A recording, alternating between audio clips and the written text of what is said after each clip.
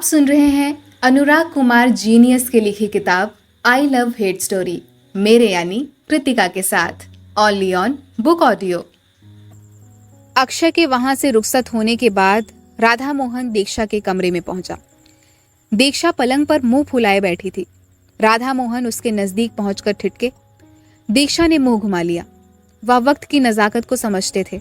दीक्षा के साथ जीवन में पहली बार इतनी सख्ती से पेश आए थे। तुम मुझसे खामखा नाराज हो बेटी। मैंने जो तुम्हारे लिए किया वो तुम्हारी भलाई के लिए किया बेटा। वो लड़का तुम्हारे काबिल बिल्कुल नहीं है। वो तुम्हें कभी खुशी नहीं दे पाएगा। मैं तुम्हारे लिए बढ़िया लड़का, मैं शादी करूंगी तो अक्षय से ही। दीक्षा ने टका सा जवाब दिया। राधा मोहन ने उसे बहुत समझाने की कोशिश की पर नतीजा सिफर रहा। राधा मोहन का भी धैर्य जवाब दे गया। वह गुस्से में बोला, तेरी शादी वहीं होगी जहां मैं चाहूंगा, और वो भी अगले महीने में। नहीं, दीक्षा भी पूरी ताकत से चीखी। अगले दिन अक्षय अपने घर के बाहरी कमरे में लेटा था, गुमसुम, उदास, लगातार छत को घूरे जा रहा था। तभी घर के दरवाजे पर किसी ने दस्तक दी। उसका ध्यान भंग हुआ। पलंग से उठा, पैरों में स्लीपर डाले और बढ़कर दरवाजा खोला। सामने आराध्या खड़ी थी। वह उसे मन ही मन चाहती थी। ये बात अक्षय ने भी महसूस की थी, पर वह हवा नहीं दी थी क्योंकि वह तो दीक्षा के प्यार में गिरफ्तार था। पर इस तरह आराध्या को अचानक अपने दरवाजे पर पाकर वह सकपका गया। तुम? वह झेंपे स्वर में बोला, क्या मैं यहाँ पे नहीं आ सकती? आराध्या ने चंचलता से कहा, ऐसी कोई बात नहीं है, पर क्या? अक्षय को जवाब न सूझा। अंदर आने के लिए नहीं कहोगे? अक्षय बुरी तरह हड़बड़ाया। फौरन एक तरफ हटते हुए बोला, sorry, come in please. Aaradhya अंदर प्रविष्ट हुई। उस घड़ी वह बेहद आकर्षक सूट पहने हुए थी। बड़ी ही सजी सवरी थी। रूप के जादू से कयामत ढा रही थी। हाथ में खूबसूरत हैंडबैग भी थाम रखा था। अंदर आकर एक कुर्सी पर ढेर हो गई। तुम यहाँ अकेले रहते हो? आराध्या ने घर में और किसी को ना पाकर पूछा। नहीं, माँ पापा भी रहते हैं, पर फिलहाल वे दोनों दीदी के यहाँ गए हैं। ओह, वैसे तुम ये सोच रहे होगे कि मैं यहाँ क्यों आई हूँ, है ना? आराध्या ने अपनी खूबसूरत नजरें टिका सी दी। अक्षय ज्यादा देर नजरें ना मिला सका। मैं इधर से गुजर रही थी तो सोचा तुमसे मिल लूं। कुछ गलत तो नहीं किया ना? अरे नहीं, इसमें गलत कैसा? Thank you. कुछ रुक कर वह पुनः बोली, अगर मैं तुम्हें कुछ देना चाहूं तो तुम्हें ऐतराज तो नहीं होगा ना? क्या? गिफ्ट? और क्या? ओह, आराध्या ने हैंडबैग से एक पैकेट निकाला। ये तो पेन है। हाँ, पर यह सिर्फ लिखता ही नहीं, बहुत खूबियां हैं इसमें। अच्छा? इसमें एक हिडन कैमरा है जिससे फोटो खींची जा सकती है, बातें रिकॉर्ड भी हो सकती हैं। इसे मैजिक पेन कहा जाता है। आज मार्केट गई थी, ये पेन मुझे कमाल का लगा तो खरीद लिया। यहाँ आई तो सोची तुम्हें गिफ्ट कर दूं। अक्षय जानता था कि वह उसी से मिलने आई है। झूठ कह रही थी वह कि उसे गुजरते वक्त उससे मिलने का ख्याल आया। पेन भी उसी के लिए खरीदा होगा, पर उसने ये जाहिर नहीं होने दिया। आराध्या ने पेन उसकी तरफ बढ़ाया तो उसने ले लिया। कैसा है? फिर लड़की ने पूछा। ठीक है। सिर्फ ठीक? मेरा मतलब बढ़िया है, अक्षय खिसियाए स्वर में बोला। थैंक्स। तुम्हें पेन पसंद आया? मेरे दिल को बड़ा सुकून मिला। फिर कुछ देर वहां खामोशी पसर गई। आराध्या की हसरत भरी नजरों से उसे देखने से वह असहज होने लगा, नजरें चुराने लगा, जबकि आराध्या की आंखों में उसके लिए प्यार बढ़ता ही जा रहा था। एकाएक उसे याद आया कि अक्षय किसी और की अमानत है, तो उसके चेहरे पर दर्द बढ़ने लगा। फिर वह वहां से झटके से उठ बैठी।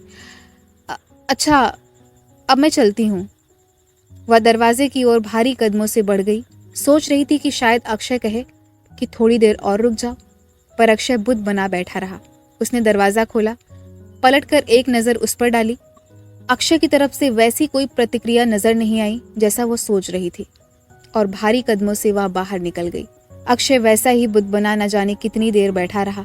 ध्यान तब भंग हुआ जब दरवाजे पर पुनः दस्तक हुई। उसने सर उठाया, चौंक पड़ा। खुले दरवाजे के बीच मनीष खड़ा था।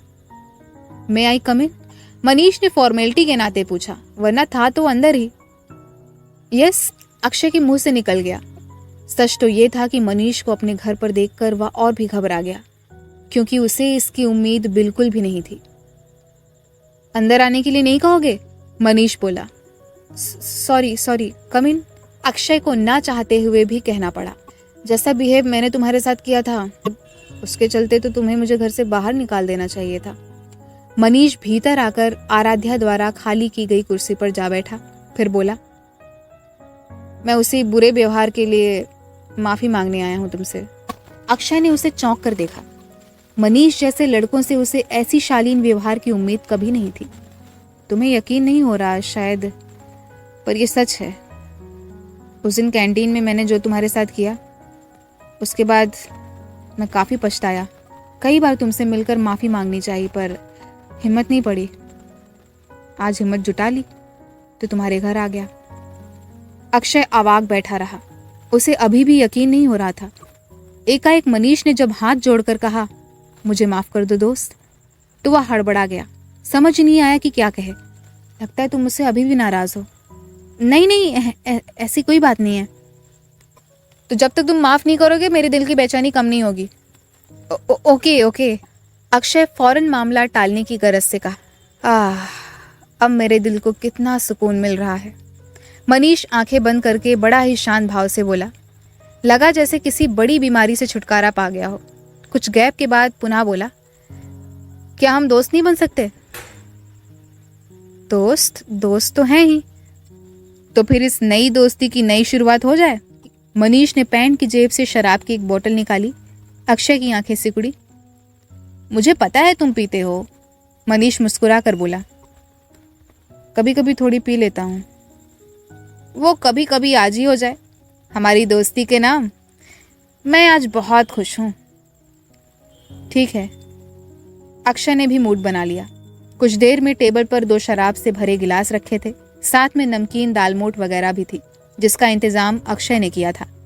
फिर शराब का दौर शुरू हुआ। थोड़ी देर में ही दोनों का नशा हावी जान पड़ने लगा। अब दोस्त बन गए हैं।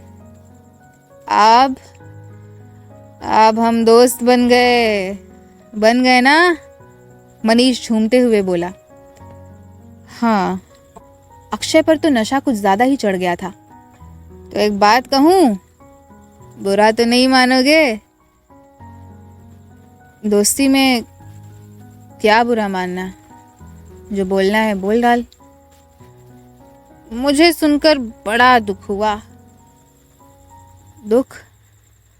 कैसा दुख? अक्षय की नशे में चढ़ी आंखें चौड़ी हुई। यही कि दीक्षा के पापा ने तेरे व तेरे दीक्षा के प्यार को कबूल नहीं किया। तुझे बेइज्जत करके घर से निकाल दिया। तुझे पता है, दीक्षा के डैड उसके लिए लड़का ढूंढने लगे हैं। अरे ढूंढ लिया है। अक्षय ने हैरानी से उसकी ओर देखा। पल भर के लिए नशा उतरता जान पड़ा। तभी मनीष का फोन बजा। उसने जेब से फोन निकाला, स्क्रीन पर नजर डाली, उठा और दरवाजे के पास जाकर फोन पर बात करने लगा। फिर जब बात करके वापस अक्षय के पास लौटा तो चेहरे पर खुशी की लहर तैर रही थी। मेरे पापा का फोन था, मनीष ने मुस्कुरा कर कहा। वैसे तुम्हें पता है वो लड़का कौन है? अरे तुझे पता कैसे होगा? तू क्या अंतर्यामी है? चल मैं बता देता हूँ। अभी मेरे पापा ने फोन करके इस बारे में बताया मुझे। वो लड़का मैं हूँ। अक्षय ने एक भरपूर नजर मनीष पर डाली। मन में टीस सी उठी, पर वो शांत रहा। तुझे धक्का तो लगा होगा, पर बुरा ना मानना प्लीज, मनीष नाटकीय अंदाज में मजे लेने वाले अंदाज से बोला। सब अपनी अपनी किस्मत का खेल है। जिसके नसीब में जो होता है वही पाता है। अक्षय दर्द में डूबी फीकी हंसी हंसा। तुम शायद सही कह रहे हो। नॉट शायद, एब्सोल्युटली राइट।